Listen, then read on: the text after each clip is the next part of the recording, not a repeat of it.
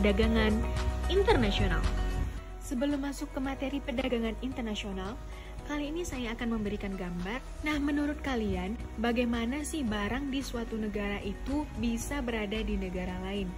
Nah, untuk menjawab pertanyaan tersebut, mari kita akan belajar tentang perdagangan internasional. Nah, apa-apa saja yang akan dibahas pada materi perdagangan internasional ini? Berikut ada beberapa poin yang akan kita bahas pada materi perdagangan ini.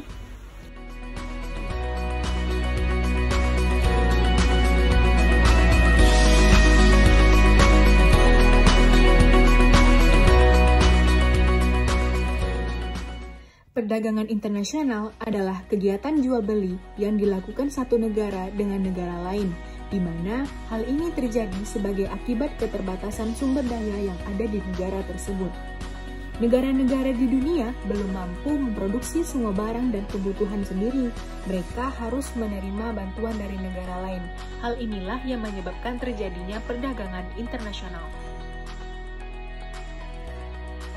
Perdagangan internasional yang dilakukan oleh setiap negara memiliki manfaat, di antaranya yaitu dapat memperoleh barang atau jasa yang tidak bisa dihasilkan sendiri, karena adanya keterbatasan sumber daya alam, kemampuan sumber daya manusia, teknologi, dan faktor lainnya. Dapat memperluas pasar untuk tujuan menambah keuntungan dari spesialisasi. Perdagangan internasional juga dapat mempercepat pertumbuhan ekonomi suatu negara dan menambah devisa negara dari hasil ekspor, serta perdagangan internasional ini juga dapat menambah lapangan pekerjaan di suatu negara, serta dapat menjalin persahabatan dengan negara lain. Tujuan kebijakan perdagangan internasional. Setiap negara yang menetapkan kebijakan perdagangan internasional mempunyai tujuan masing-masing sesuai dengan kepentingan negara tersebut. Berikut tujuan kebijakan perdagangan internasional. Yang pertama, mengendalikan ekspor dan impor. Setiap negara dapat menggunakan kebijakan perdagangan internasional untuk mengendalikan ekspor dan impor. Kebijakan perdagangan bebas berusaha untuk meningkatkan ekspor dengan cara menghapus hambatan perdagangan. Sedangkan kebijakan perdagangan proteksionis berusaha meningkatkan ekspor antara lain dengan cara menurunkan tarif ekspor. Yang kedua, meningkatkan pertumbuhan ekonomi. Bagi negara maju, perekonomian akan tumbuh dengan baik bila hasil produksi yang melimpah dapat diekspor ke berbagai negara. Sebaliknya, bagi negara berkembang, perekonomian akan tumbuh dengan baik bila negara bisa melindungi industri dalam negeri, di antaranya dengan cara memberlakukan kuota impor atau batasan impor, atau bahkan larangan untuk mengimpor barang tertentu. Yang ketiga, menyehatkan neraca pembayaran. Nah, untuk menghindari defisit atau kekurangan dalam neraca pembayaran, negara dapat menggunakan kebijakan perdagangan proteksionis sebagai salah satu alat. Caranya yaitu dengan berusaha meningkatkan ekspor dan sekaligus menekan impor dengan berbagai cara, seperti dengan pemberlakuan kuota impor, tarif impor, dan larangan impor. Faktor pendorong, serta faktor penghambat perdagangan internasional. Faktor pendorong diantaranya perbedaan sumber daya alam, perbedaan faktor produksi, kondisi ekonomi yang berbeda, tidak semua negara dapat memproduksi semua barang. Dan faktor penghambatnya yakni perbedaan mata uang di negara lain, kualitas sumber daya yang rendah, dan adanya kebijakan impor dari suatu negara. Teori perdagangan internasional. Konsep perdagangan internasional sudah muncul sejak abad ke-17 dan 18 mengenai filosofi ekonomi yang disebut merkantilisme. Ada beberapa teori dalam perdagangan internasional, di antaranya yang pertama, teori keunggulan absolut atau absolute advantage. Menurut Adam Smith, perdagangan dua negara didasarkan kepada keunggulan absolut atau absolute advantage, yakni jika sebuah negara lebih efisien daripada negara lain dalam memproduksi sebuah komoditas, namun kurang efisien dibanding negara lain dalam memproduksi komoditas lainnya, maka kedua negara tersebut dapat memperoleh keuntungan dengan cara masing-masing melakukan spesialisasi dan memproduksi komoditas yang memiliki keunggulan absolut dan menukarkan dengan komoditas lain yang memiliki kerugian absolut. Melalui proses ini, sumber daya di kedua negara dapat digunakan dengan cara yang paling efisien. Output yang diproduksi pun akan menjadi meningkat. Yang kedua, teori keunggulan komparatif atau comparative advantage. Menurut David Ricardo, meskipun suatu negara kurang efisien dibanding negara lain dalam memproduksi dua komoditas, namun masih tetap terdapat dasar untuk dapat melakukan perdagangan yang menguntungkan kedua belah pihak. Dengan cara, negara tersebut harus melakukan spesialisasi dalam memproduksi dan mengekspor komoditas yang memiliki kerugian absolut lebih kecil dan mengimpor komoditas yang memiliki kerugian absolut yang lebih besar. Yang ketiga, teori proporsi faktor produksi. Menurut Heckscher-Ohlin, terdapat dua kondisi penting sebagai dasar dari munculnya perdagangan internasional, yakni ketersediaan faktor produksi dan intensitas dalam pemakaian faktor produksi atau proporsi faktor produksi. Suatu negara akan melakukan perdagangan dengan negara lain disebabkan negara tersebut memiliki keunggulan komparatif, yaitu keunggulan dalam teknologi dan keunggulan faktor produksi. Kebijakan perdagangan internasional. Adapun kebijakan perdagangan internasional, yang pertama tarif. Tarif adalah sejenis pajak yang dikenakan atas barang-barang yang diimpor.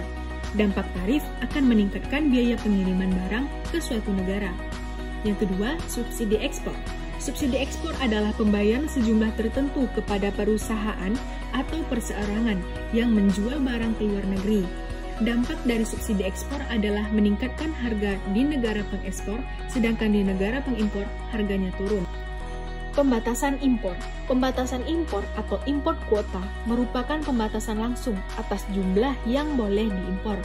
Pembatasan ini biasanya diberlakukan dengan memberikan lisensi kepada beberapa kelompok individu atau perusahaan. Pengekangan ekspor sukarela. Bentuk lain pembatasan impor adalah pengekangan sukarela atau voluntary export restraint. FER atau voluntary export restraint adalah suatu pembatasan kuota atas perdagangan yang dikenakan oleh pihak negara pengekspor dan bukan pengimpor. Subsidi kredit ekspor.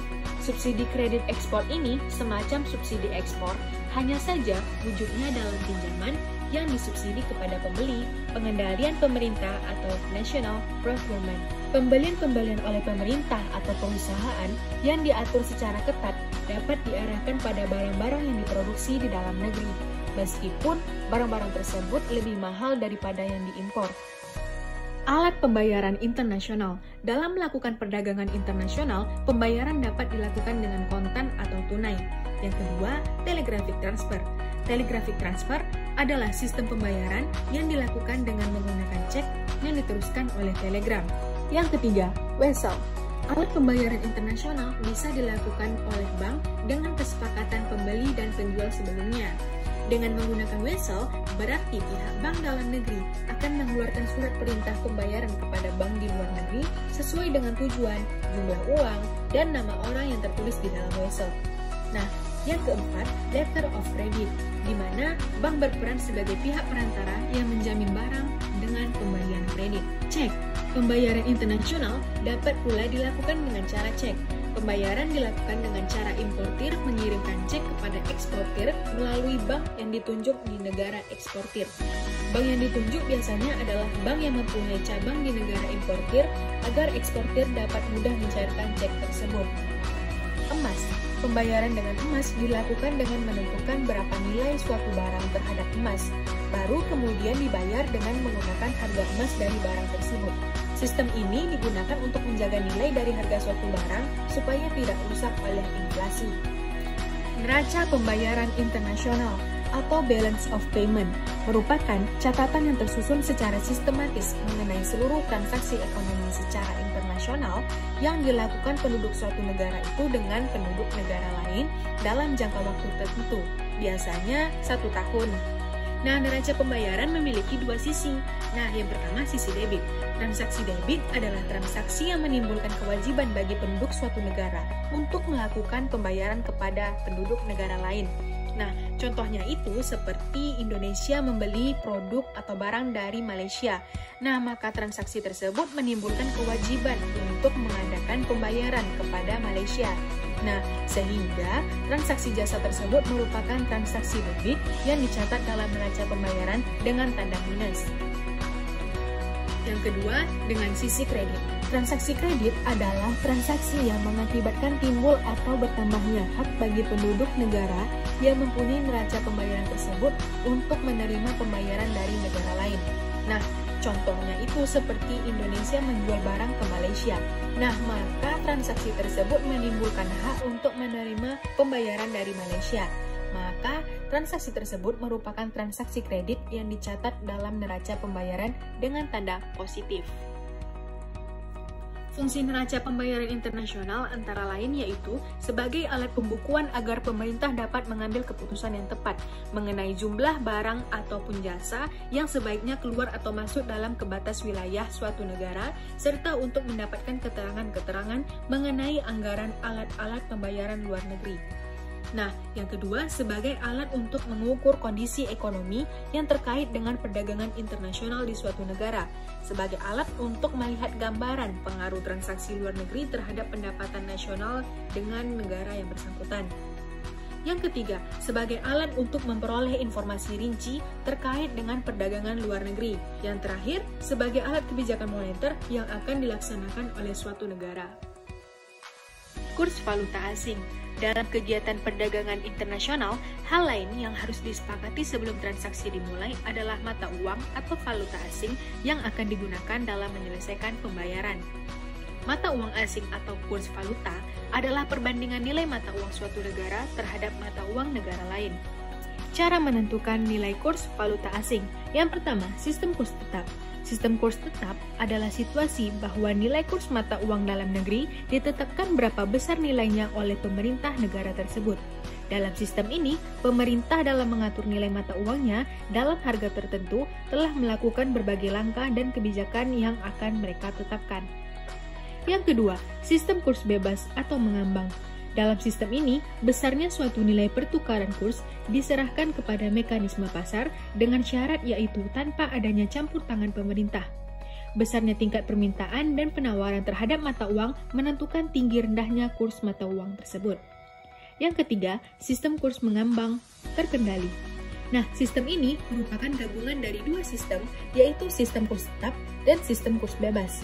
Nilai kurs dapat bergejolak secara bebas, naik atau turun, namun menghindari gejolak yang akan terjadi dalam nilai kurs ini, pemerintah akan melakukan intervensi. Pemerintah ikut andil dalam melakukan intervensi saat harga kurs mencapai batas-batas tertentu. Jenis-jenis kurs. Terdapat 3 jenis kurs valuta asing yang perlu kita ketahui. Yang pertama, kurs jual. Adalah harga yang diberikan oleh bank kepada seseorang yang ingin membeli mata uang asing. Yang kedua, kurs beli adalah harga yang diberikan oleh bank kepada seseorang yang ingin menukarkan mata uang asing. Yang ketiga, kurs tengah adalah harga yang diberikan oleh bank antara kurs jual dan kurs beli, atau penjumlahan kurs beli dan kurs jual yang dibagi dua. Devisa adalah semua benda yang bisa digunakan untuk transaksi pembayaran dengan luar negeri yang diterima dan diakui luas oleh dunia internasional. Yang biasanya banyak dijadikan devisa saat ini adalah dolar Amerika. Sumber devisa bersumber dari pinjaman atau hutang luar negeri, hadiah bantuan atau sumbangan luar negeri, penerimaan dividen serta bunga dari luar negeri, hasil ekspor barang dan jasa, kiriman valuta asing dari luar negeri, wisatawan yang berbelanja di dalam negeri. Manfaat devisa diantaranya yaitu dapat membeli barang atau jasa dari luar negeri atau yang kita sebut dengan impor. Yang kedua, membayar hutang pokok serta bunga hutang dari luar negeri. Pembiayaan kegiatan perdagangan luar negeri dapat membiayai perwakilan di luar negeri seperti duta besar, konsulat, dan lain-lain. Jenis-jenis atau macam-macam devisa. Yang pertama, devisa umum. Devisa yang didapat dari kegiatan ekspor, penjualan jasa, serta bunga modal. Yang kedua, devisa kredit, yakni devisa yang diperoleh dari kredit pinjaman luar negeri. Fungsi devisa. Yang pertama, sebagai alat pembayaran hutang luar negeri. Yang kedua, alat transaksi pembayaran barang dan jasa luar negeri. Dan yang terakhir, sebagai sumber pendapatan negara.